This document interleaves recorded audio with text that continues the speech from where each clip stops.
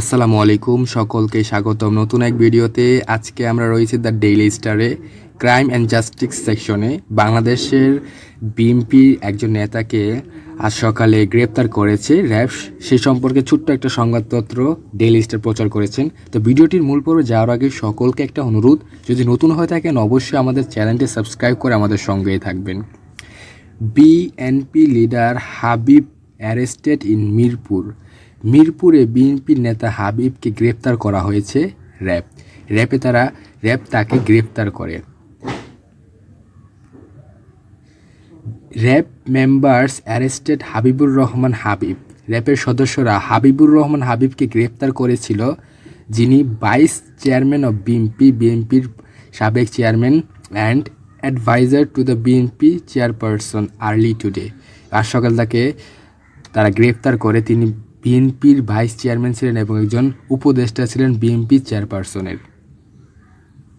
Shihab Karim, media officer of RAB 2। RAB 2 এর media officer Shihab Karim confirmed news of the arrest. গ্রেপ্তার করার সংবাদটি তিনি নিশ্চিত করেন।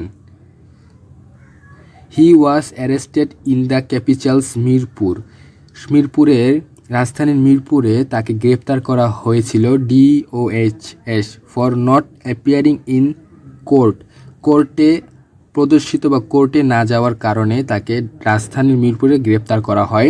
ডিসপাইট ডিরেকশনস অফ হাইকোর্টের দিক নির্দেশনা থাকা সত্ত্বেও, অর্থাৎ আমাদের যে হাইকোর্ট রয়েছে উচ্চ আদালত, তাকে আদালতে প্রবেশ করতে বা আদালতে আসতে তাদেরকে নির্দেশ দিয়েছিল, কিন্তু তাদেরকে নির্দেশ উপেক্ষা করে তার আদালতে আসেন নাই। আর সেই কারণেই র্যাব তাকে গ্রেপ্তার করে ঢাকার মিরপুরে in connection with a contempt of court rule against him. তার বিরুদ্ধে আদালতের নিয়মকানুনের বিরুদ্ধে কিছু কার্যক্রমে সংযুক্ত থাকায় তাকে গ্রেপ্তার করা হয়। হি সেড, তিনি এ কথাটি জানান।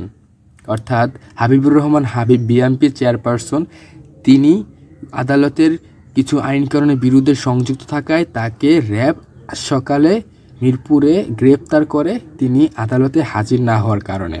তো প্রিয় দর্শক বন্ধুরা, আজকে সংবাদপত্র এতটুকুই। এখান থেকে কোন শব্দের অর্থগুলো জানলেন সেটা অবশ্যই কমেন্টে জানাবেন, এবং ভিডিওটি কেমন লাগলে সেটা অবশ্যই আমাকে লাইক করে জানাবেন, কারণ একটা লাইক আমাকে অনুপ্রেরণা দেয় নতুন নতুন ভিডিওগুলো করতে। অবশ্যই আমাকে একটা লাইক করে জানাবেন এবং আমাকে অনুপ্রেরণা দিবেন এবং আমাদের সঙ্গেই থাকবেন, প্রতিনিয়ত আমাদের ভিডিওগুলো দেখবেন। আজ এই পর্যন্তই। ভালো থাকুন, সকলে সুস্থ থাকুন। আসসালামু আলাইকুম।